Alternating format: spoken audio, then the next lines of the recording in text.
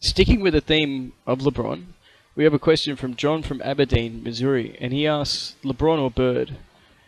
Now, this is a question that I wanted to address a long time ago because it was hotly debated and it was a hot topic during the NBA Finals and the Conference Finals.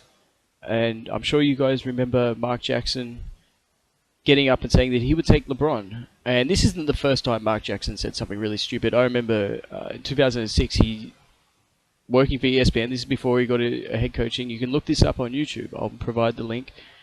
Where he gets up and he says that Kobe Bryant is better than Jordan.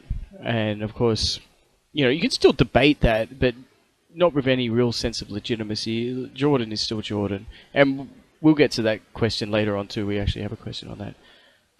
But at the time, and Scottie Pippen was on the panel too, so Mark Jackson has a history of saying controversial things. Essentially, I wouldn't say trolling, but he does try to inject himself into a conversation that doesn't really have much legitimacy. This one's different. This one does have some legitimacy. Let's start with the numbers. Start with the numbers and we'll go into context. And the numbers are very close. We're talking career-wise here. LeBron is a 28-7-7 guy. Bird is a 24-10-6, the 10 being rebounds. Bird has 3 rings. LeBron has 2.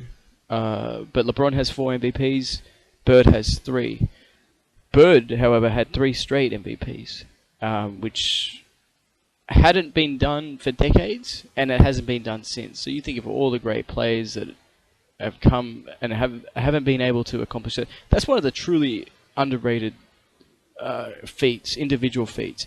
People are quick to say, well, we'll never see Oscar Robertson, somebody average a triple-double again like Oscar Robertson. We'll never see somebody average 50 points a game like Wilt Chamberlain. I'm not too sure if we'll ever see somebody win 3 straight MVPs. Now, LeBron's been close. Jordan's been close. Jordan should have done it multiple times, but he got somewhat robbed, especially with Karl Malone winning the MVP in '97, which is one of the all-time travesties of that award. Steve Nash came close. I mean, he didn't deserve it the first 2 times, but the third year that he was around for, he had more of a more MVP-like season than the 2 years that he did win. And then Dirk won it, of course. So, but it's such a difficult thing because it's so heavily reliant on the media, and the media gets sick of certain players, and they get sick of one guy winning it. It's not like winning a scoring title where if you win it, you've won it, sort of thing, and there's nothing they can do to take that away if you win or lose it. Whereas this comes down to a particular player's, a particular voter's mindset of what an MVP is, and the term MVP is so vague in of itself. How do you define if a player is more valuable? Is it wins? Is it their importance to a team? I'm getting off topic here. I realize this. Back to the question, LeBron versus Bird. So we've gone through basic stats, and they're very close. Let's get into how they were as players. Bird was a superior passer. Now, LeBron's a fantastic passer too, but Bird, he did incredible passes. Do yourself a favor if you haven't looked it up, and look up the passing and the brilliance of Larry Bird on YouTube. It's a joy to watch. 20 years after, or more than 20 years, 25 years after a lot of these plays happened, just sit and watch in awe of how good he was at passing. Now, LeBron's, as I said, very unselfish player, but sometimes too unselfish, not too aggressive. I mean, it's kind of like a shooter who shoots too much. Sometimes LeBron passes too much too. There is a problem with that. Bird, a better shooter. It's not even close. Bird, you could say, is one of the top 3 shooters of all time. And he dominated the league primarily through shooting. He was a better leader too. I distinctly, there's... Just think back to when in the '84 finals, after they dropped Game 3 to the Lakers, they were down 2-1. All the momentum was with LA.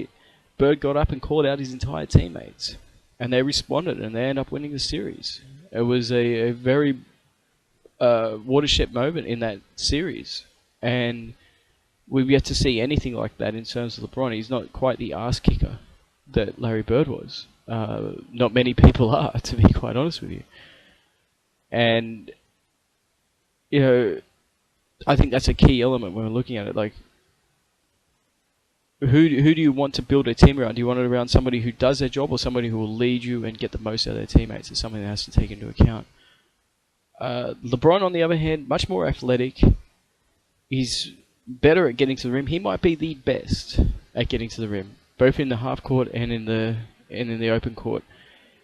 He's obviously, everyone talks about his size. He's massive for the position that he plays and the style that he plays. Very wide, very strong. He can finish over the top of players. He can finish through players. He gets a lot of calls. That's not a detriment to his game. He understands it. I hate that, but it's not his fault. It's something the league has to look at. He's also a better flopper. Sorry, I couldn't resist. Bird is much better in the clutch. He displayed a supreme confidence on the court, which goes back to what I was saying before in terms of leadership. You knew what you're getting with Larry Bird. You knew who would make the right play. Sometimes Bird would take a shot with two guys draped all over him, and he'd drill it for the game winner. What's the fundamental play? Probably pass it, but is he really going to pass it to a mediocre player, even though he's open, for a situation that he's not prepared for? LeBron's had a history of doing that, whether it's Donyell Marshall or Haslam or whoever. I think the key element, though, is Bird played and won and dominated in an era, a much tougher era in terms of talent than what LeBron did.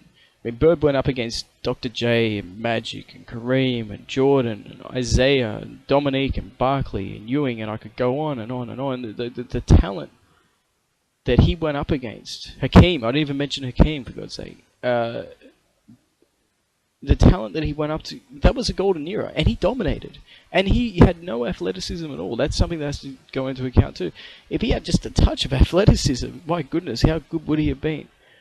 LeBron, on the other hand, never really dominated, especially in the playoffs. I mean, there's been times, like Game 6 in Boston in 2012, and Game 5 in Detroit, and Game 7 in San Antonio. But there have been some equally appalling performances. Game 5 and 6 against Boston in 2010, the Dallas series in 2011, and Game 6 against San Antonio last year. If you had a must-win game, you knew that Bird would deliver and play well. With LeBron, there's still question marks. You don't know what you're getting. I mean, you will understand within 5 minutes whether he's engaged and he's really going hard. But with Bird, you always had that. He always had that intensity. He even had that intensity in practice. Some of the stories that you hear from Bird's practices and the Celtics' practices during Bird's heyday, absolutely legendary. But it absolutely is a conversation. And it's not a disrespect to Bird, and it shouldn't be a disrespect to LeBron or any of his fans if somebody chooses Bird over him. As recently as before LeBron got into the NBA, that was one of the untouchable positions when you talked about the greatest players in their position. You had Jordan at the 2, Magic at the 1, and Bird at the 3, and those three, like the 4 and the 5, were very much open for debate. But now the 3 is totally up for debate, and that's a wonderful achievement for LeBron. He's actually put himself and inserted himself into that conversation. But I'll still go with Bird.